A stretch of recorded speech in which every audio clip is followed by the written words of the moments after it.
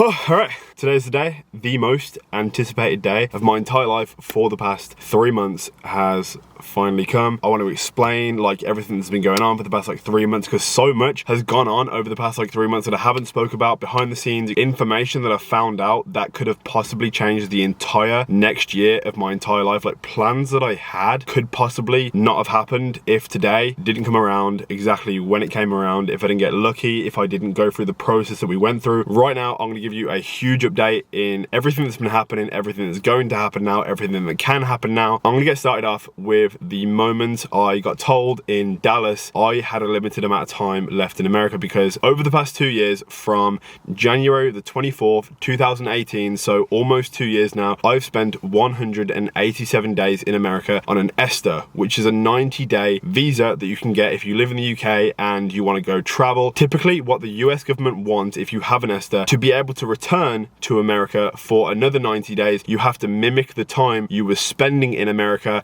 in your own country. So if I spent 90 days in America, I would have to spend 90 days in the UK to reset it. Not trying to beat the system, but it just turned out that that's what we were doing. What happened in Dallas when I was trying to return home to Kentucky from the holiday that we had in the Caymans with Christian Guzman, Max Tuning, all those guys, it was an incredible vacation, but trying to return home, the officer said, "We know exactly what you've been trying to do. We've seen your YouTube channel. We know you bought an apartment. We know you've spent 187 days in the country without a visa. You have 30 days, not 90 days, because the ESTA would have reset, 30 days to sort your shit out, pack your bags and go home, and you will only be able to return if 1, you have a visa, or 2, you spend a significant amount of time in your own country." All the plans that I had to spend in America this year, because we just bought an apartment, I'm currently still paying rent and have been for the past 3.5 months for an apartment in America that I haven't been living in because of the initial plans that we had, because we didn't think we were doing anything wrong. We wasn't overstaying in the 90 days. We thought everything we were doing was proper, but we quickly realized that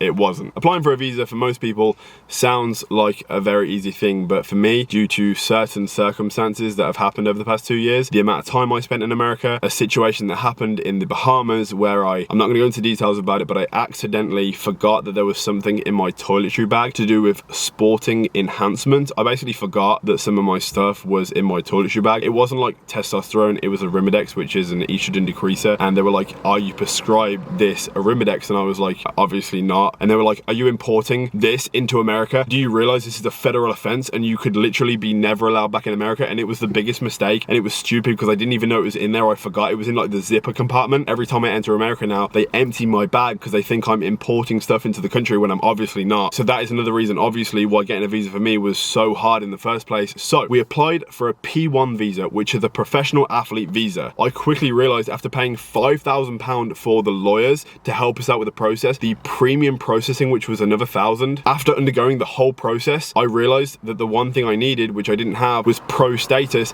in my sport, which is bodybuilding. I'm not an IFBB pro yet, and the only way you can get a P1 pro athlete visa is by being a pro, and I wish I realized that sooner, because it was such a waste of money. The law firm that we were working with, if I acquire an IFBB pro card, they will essentially do the same service for me in the future at an extremely discounted price, because I've already paid for them to do a job that they will be doing, hopefully, if I get a pro card in the future, which is a 5-year visa. I was denied again, and I was denied again. I was denied 3 times, and we just thought we're doing the wrong thing. Then we moved on to the B1, B2, business and travel, and I thought, being sponsored by Alphalete, all you need for the business part of the visa is to have business in America. It's not a 9 to 5 job. I won't be at the Alphalete HQ in Houston 5 days a week working at the headquarters. That is essentially what I'd need to do, because when a company sponsors you to go work in that country, it's because you need to be there to do the work. I make videos, I wear Alphalete every single day. I don't need to be in America to do that. That completely went out the window. The B1, B2 didn't work out. So after finding out this was the wrong visa again, we went for the 3rd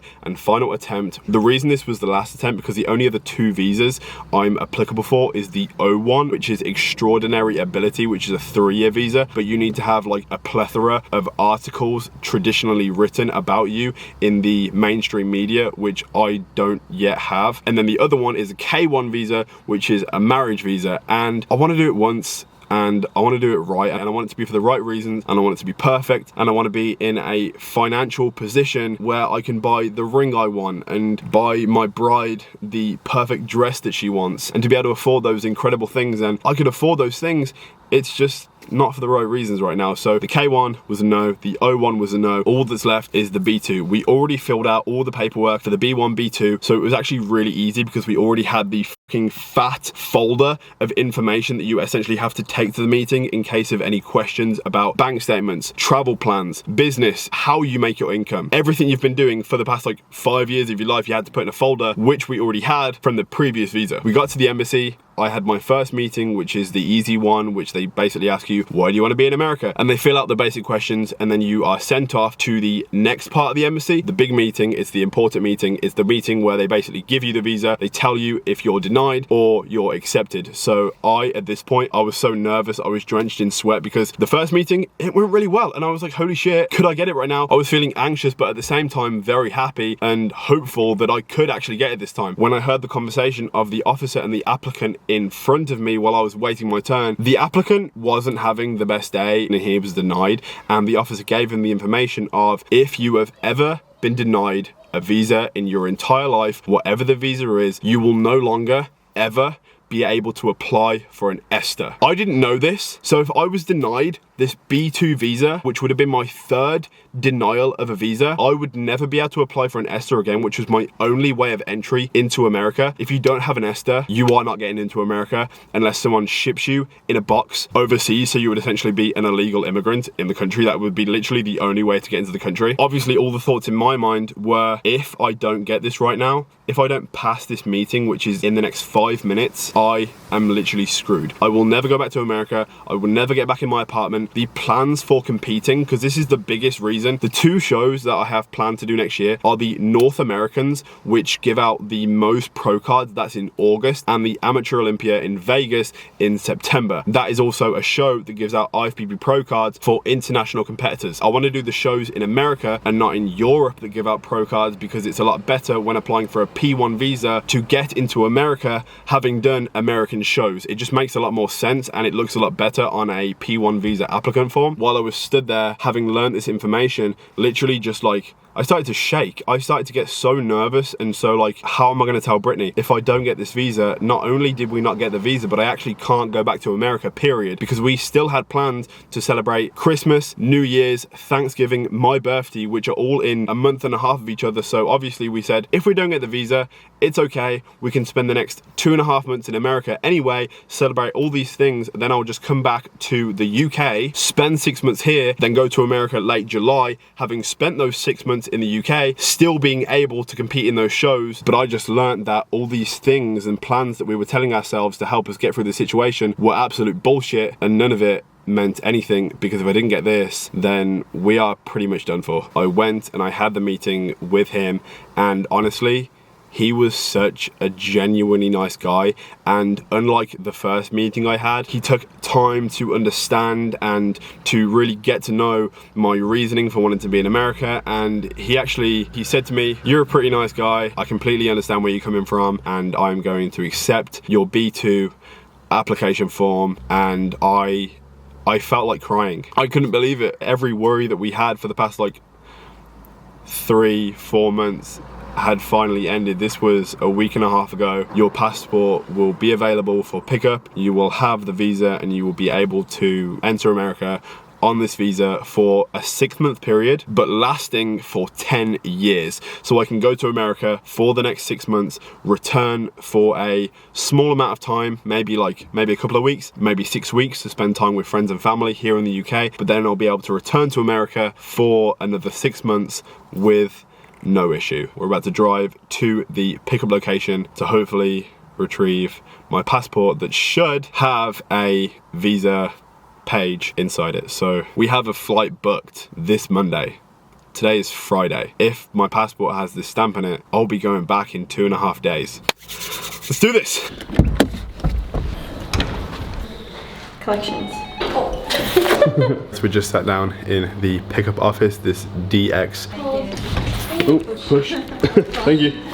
We got it. Let's go open it. It feels like Christmas. Just open it. Stop messing with it. It doesn't matter. This is like... It doesn't feel. Is it your passport? Okay, Yeah, it's a passport.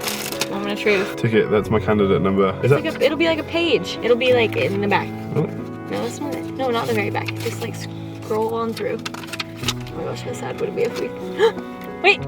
Ah, it's right there! There we go. Oh my god. That's a big thing. Visa, United States of America. Wow, that's a big deal. 2029. Holy shit. That is so satisfying. We can't show the whole passport for privacy reasons, but there we have it. Visa, United States of America, my ugly picture, Brandon Richard Harding. Oh my god. It's so weird that they do it in black and white. I don't care if they did it pink and purple. To think, I know I already said this like earlier in the video, but everything that we've been worried about for the past 4 months, with the added worry of things that we found out along the way, have now been completely diminished. We have it. It is done. This wasn't like a bulking with hard body episode. This was more just like a life update, what I've been going through and the suffering we have both been undergoing as a couple for the past like 4 months. But it's finally over. We will be returning to the US, to Kentucky, to all our friends and our life and the apartment we've been paying for in the next 2.5 days time. And I want to thank you for all the supportive messages you've been giving us over the past like 3 months, wishing us love. A lot of people have said they've been praying for us and we appreciate it. With that being said, I'm going to end this video here.